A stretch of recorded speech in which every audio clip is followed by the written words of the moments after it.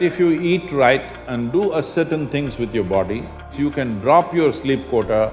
I'm getting lazy and I'm sleeping, averaging somewhere around 4.5 hours now.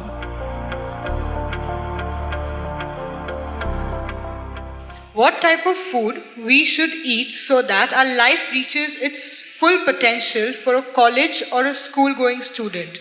So what kind of food? We must understand this. Food is not a religion, food is not a culture, food is just the fuel for this machine. Yes? There may be cultural aspects to the tastes, there may be even religious tinge to the food over a period of time, but essentially food is fuel for this body.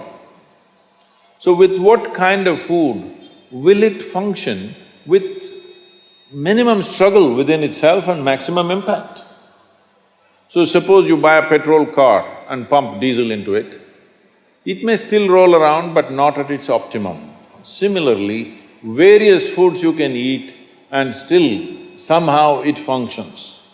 But those communities which have eaten with care, you can clearly see a distinct difference in the way they function, the levels of intelligence and whatever. So in India, we prescribed food for different people in different way. If you're doing menial jobs, you eat one way because you need physical muscle. If you're doing other kinds of trading and other kinds of activities, you eat another way. If you're a fighting class, you eat differently. And now if you're into education, spiritual process and subtler aspects of life, then you eat differently. If you're in education, one of the greatest challenges is to stay focused on something. The goddamn textbook, I'm sorry. The wonderful textbook that is written for an average intelligence. It's a common prescription. It's not written for the brilliant student. It is written in a way that it's a common prescription, everybody gets it. But that textbook, how much effort it is taking for a whole lot of people? How they have to read it 10 times to get it? But you lie down in your bed and read a love story, you remember every word, huh? Yes or no? How come?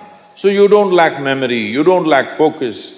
It is just that textbook and you, chemistry is not working. So what you need is a higher level of focus, a higher level of involvement. And another great enemy for a student is, because this textbook is such a tranquilizer, the moment you open it, go to cinema till 2 a.m. you're up, open the textbook at 9 o'clock, right there, you smash into it. So sleep is another big enemy. So what kind of food do you eat so there is no inertia in the body? In yogic way of seeing things, we are looking at tamas, rajas and sattva. Tamas means inertia, rajas means activity but no balance, sattva means absolutely balanced kind of energy. When you're in education, you need a very balanced kind of energy because you have to focus on something which doesn't naturally interest you. It's not something with which your chemistry is gelling.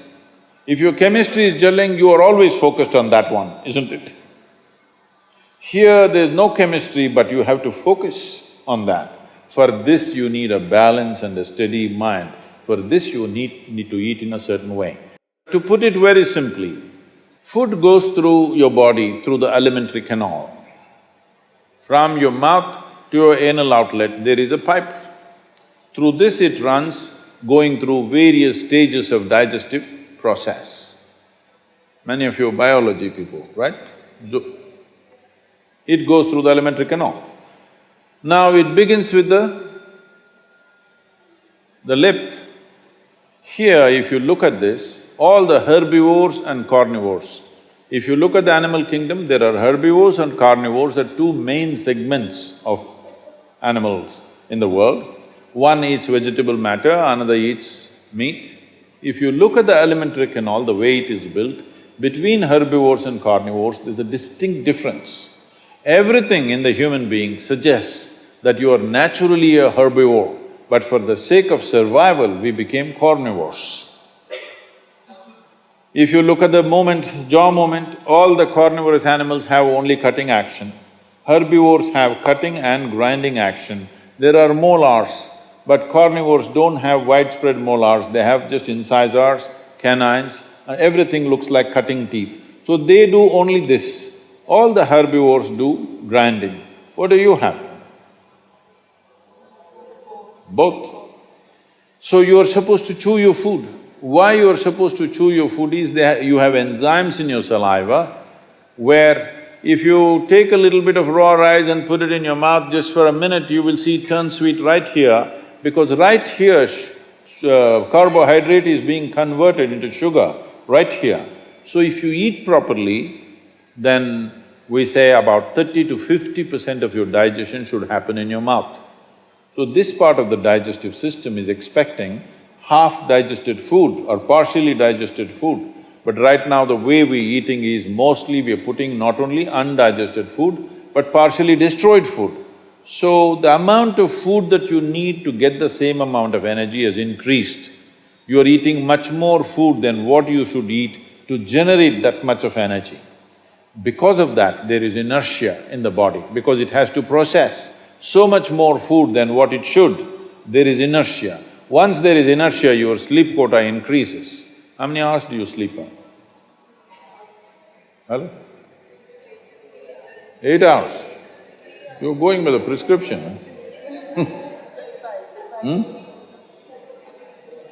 See, this is not that you must deny yourself sleep, that's not the point.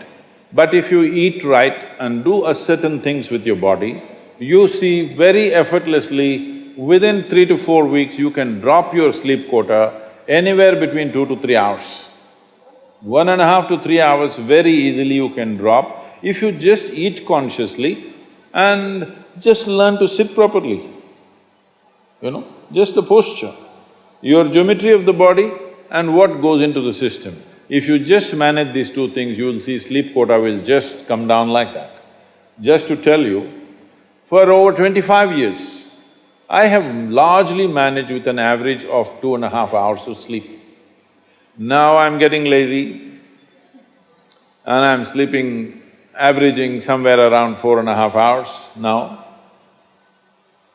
but 7 days of the week, okay? 365 days, non-stop, on, almost every day.